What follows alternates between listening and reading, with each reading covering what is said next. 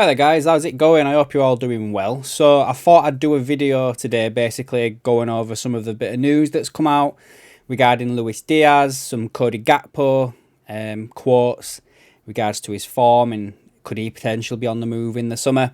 Andy Robertson's obviously out injured, and then there's a few other transfer links that I thought I'd touch on today and just give you my thoughts on them as well. So yeah, just at the end as well guys, put your comments down below what you think on everything that I cover off on this. So firstly, let's start with this Luis Diaz stuff, because I do think this is probably one of the big things to have come out over the past few days. And basically, it's Luis Diaz's dad. Now, we've all seen the links surrounding Diaz over the past 2 weeks or so. It started off with like Barcelona, didn't it? And then it was Paris Saint-Germain. And originally, guys, I kind of thought that this is all down to maybe like his family not settling over here. Obviously we all have seen the kidnapping that happened to his family and stuff like that, and I just feel like obviously they're now living over here, and is this becoming a thing where they're not settling in Liverpool, and this is going to be a move that he potentially has to do for his family. So his dad was speaking to the Colombian media, and basically has been quoted saying here that there was never anything serious with Real Madrid or Atletico. Liverpool were always more determined and concrete to sign Louis. Now this is basically going back to when Liverpool first signed him, and he goes on to say, "We haven't lost our hope yet. Luis is playing well, and Spanish clubs are always active in the market." And this is from a tweet for Fabrizio Romano, which will be on screen now. But yeah, basically it sounds like his dad's trying to agitate for that move, doesn't it, guys? Now he's obviously named Real Madrid and Atletico Madrid there. He hasn't named Barcelona, the one club that has been linked. I personally think that the whole PSG stuff was also his dad as well. Trying to get Barcelona involved. Be like, if you don't want him, he could go to Paris Saint-Germain. If you guys don't make a move for him. And then the figures as well surrounding the transfer fee for Diaz take me to the fact that Liverpool and Diaz's agent will be in contact already, because Liverpool probably been in contact about Ruben Amorim. Well, we know they have. They've had the communication. We know they have.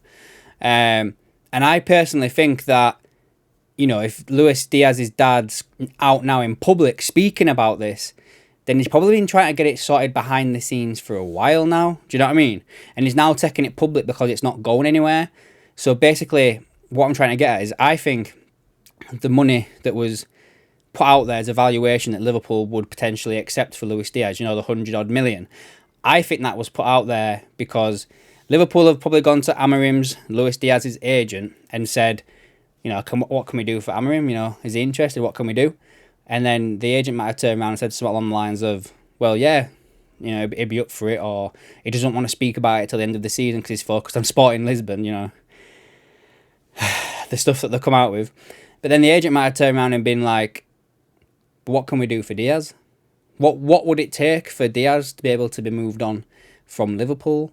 And then that's where we've seen the quotes from Fabrizio Romano a couple of weeks ago, where it was like, Liverpool see him as an important player. Liverpool don't want to move him on. Liverpool don't want to do this. And it'd take over 100 million for them to consider to sign him. This is where I think that's all come from. And yeah, I wouldn't be surprised, guys, if Luis Diaz does move on in the summer. And I think as well that they could potentially pull on his heartstrings in regards to this. Not him, the club's heartstrings in regards to his family not settling and stuff like that. Do you know what I mean? But I guess the question is, guys, would you be bothered if Luis Diaz left? I mean, for me, he isn't an upgrade on Sadio Mane. Mane had such a better end product than him. Diaz does have the engine. Diaz does have the drive and the determination and the speed to be a good player for Liverpool, but he really does need to start improving on his end product. The amount of chances or crosses that he's missed this season just goes to show. If they'd have fallen to a Mane, for instance, would we be further ahead in this league race? Do you know what I mean? So yeah, that's the Luis Diaz one. Next up, I think we'll do this Andy Robertson injury that he sustained yesterday. Was it yesterday? Yeah, it was. It says that Andy Robertson is returning to Liverpool for a scan after damaging his ankle in a friendly against Northern Ireland. He couldn't continue after sustaining the injury following a heavy challenge.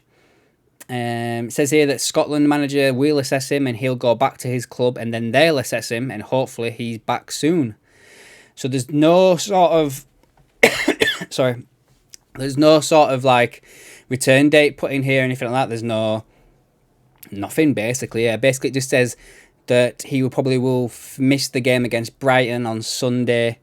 But again, there's no return date after that. The games after that is Sheffield United on Thursday, and then we go to Man United. Oh no, sorry, they come to us on the Sunday, and then we've got the legs for Atalanta. So it's not ideal.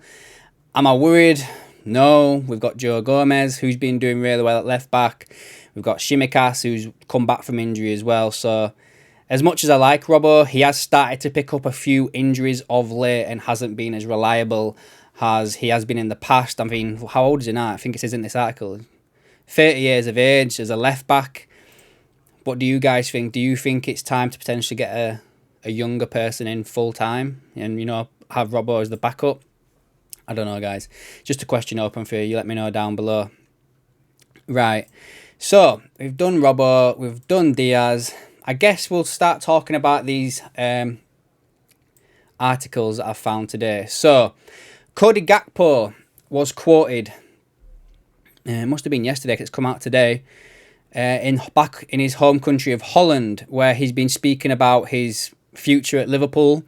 And he's insisted that he's not particularly concerned with the talk surrounding him at the moment about whether his move to Anfield can be deemed a successful one. He was once again a part of Ronald Koeman's Netherlands squad as they took on Scotland and Germany. He bagged 2 goals in the 4-0 win over Scotland before playing a brief 15-minute role and lost to the Germans. The double continued his solid goal scoring run of late with Liverpool, which has seen him score 2 goals and assist in his last 5 appearances.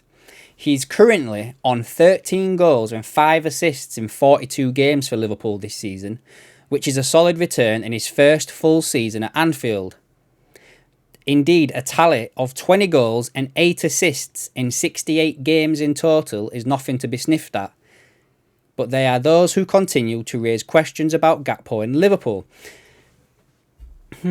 Some have debated whether the move has worked out how he might have hoped, given after he arrived after managing 55 goals and 50 assists in 150 games for PSV. Different league. Right, so his quotes are basically that I personally wasn't that concerned with the debate surrounding me. I am aware of the situations that have occurred and they are occurring, and the expectations. I am someone who always looks at what I can do better and how I can develop myself. And that is still the case today. There are things that are going well and things that are not going so well that I have to develop and that can be developed. And I am fully engaged in that, and I am not really concerned with whether that transition has been successful anymore. Now, to be honest with you, these facts and figures here with his numbers, they ain't nothing to sniff at, guys. I think that's pretty decent, to be fair, for a player who normally comes in off the left-hand side. I don't think it's too bad, to be honest with you. I thought it was going to be worse than that, because I have been a little bit critical of Gakpo of late. But I think that might have just been because of he's had a run of games where he's missed a fair few, I think, hasn't he? And he has been a bit in and out of the team of late. But I don't think there's anything to worry about this here. We're definitely coming up to a summer where we don't even know who the manager is. We could potentially be losing Luis Diaz. Mo Salah's still got question marks surrounding him. Do we really want to go and lose Gakpo as well? So then you're losing 3 of your, potential starting 11 strikers. I don't think a club does that wants to keep it going. So I'd say Gakpo's safe for another season. And then if it doesn't work out under the new manager, then potentially he could start worrying about where he lies at Liverpool and whether his future lies elsewhere. But for the time being, I don't think there's anything in it, guys, really, to be honest with you. Right. Now, let's start talking about these rumours that I've seen flying about. So, the first one is Victor Boniface. Is that his name? The Bayer Leverkusen striker? Now, he's been linked with, it doesn't say Liverpool, but it says an unnamed Premier League club has put a bid in for him, right? Now, a lot of Liverpool fans are obviously thinking that this is us, with the Xabi Alonso links and everything like that, yeah? Now, he is having a pretty decent season. He's played 16 Bundesliga games, 10 goals and 7 assists. And for the whole season so far, he's got 23 games, 16 goals, 8 assists. He's got a goal involvement every 107 minutes so far this season. So, fair enough, pretty much something to do with it every game. Now, transfer market has him valued at 40 million euros, which I guess is about 38 million pounds. But his contract doesn't expire till 2028. Now, we are obviously being linked with a lot of Bayer Leverkusen players just due to the fact that Alonso could be next on the scene for Liverpool. Now, I don't believe that Bayer Leverkusen are going to let Alonso come to Liverpool and then let him just start taking players left, right and centre. So, especially a player like this guy, who I don't even think we need, considering the options we've already got, unless you're selling somebody like a Jota or a Nunez or a Gakpo, right? So for me, I don't put too much in this one at all. And I guess the question is for you at the end of the day is, what would you rather have come with Alonso from Leverkusen? Would you rather have brought Hincapié, the defender, Florian Wirtz, the midfielder, who we know Liverpool have been in contact with a few times, or this striker Boniface, who seems to be having a good season? I think I'd take Wirtz, in all fairness, because I think we can get a centre-back elsewhere. And I think Wirtz is a generational talent. But I'll leave that up to you guys. You let me know in the comments down below which one would you rather take from this, and do you think there's anything in this Boniface coming to Liverpool? Is anything in here for his agency? Nah, none of them players got anything to do with Liverpool or anything Liverpool related. Now, next up, another German-based player. Sport Bild are reporting that Liverpool are hot for Frankfurt's Omar Marmoshi. Oh, God. Sorry, guys. He's an Egyptian international and has excelled in his debut season in the Bundesliga, scoring 15 goals and 6 assists in 33 games. Sports Bild are saying that Liverpool are one of the clubs that have included the striker in their target list for the next window. He's 25 years of age. His deal lasts until 2027. And basically, it's his agent that's been putting this out there, guys. Now, if you look at his agency, CAA Stella, there is connections there with Liverpool. Ibrahim Kanate is represented by these. Eduardo Camavinga, he's not a Liverpool player, but Liverpool were heavily linked to him before he moved to Real Madrid. Yeremy Pino, the guy at Villarreal, Liverpool have been heavily linked with him. Calvin Phillips, Ben Chilwell, players Liverpool have been linked with. Schumacher, he was linked with Liverpool before he went to West Ham that year. So there is something here in regards to potential connection to Liverpool. And also you got to remember as well, he is Egyptian. So there's the Salah connection there as well. So far this season, guys, 33 games, 15 goals, 6 assists. I think I've just covered that. But yeah, maybe one to watch, especially surrounding the whole player agency thing. But then again, not to contradict myself, why would we need another striker unless we're getting rid of one? Do you know what I mean? Especially like Luis Diaz or something like that. And then lastly, guys, last one we'll touch on again is another striker that's been linked with Liverpool, and these reports are coming from Italy, and it's Federico Chiesa. Outlet TV Play by journalist Fabinho Santiani basically said that what Juventus do, they might sell Chiesa and they will not sell Vlahovic, as there's been rumoured. They are offers on Chiesa from the Premier League, particularly Liverpool. By selling Chiesa, they bring in around 40 to 45 million euros. And with that, Juve can go on and get another player who should not be seen as a duplicate of Vlahovic, but a sidekick. Right, so that's the end of that. We don't need to go more further into that. But basically, I think if you go back before Chiesa's big injury, you're paying over 100 million to him. Now he had that injury, I think it was an ACL, his price has dropped. It's halved, basically, yeah.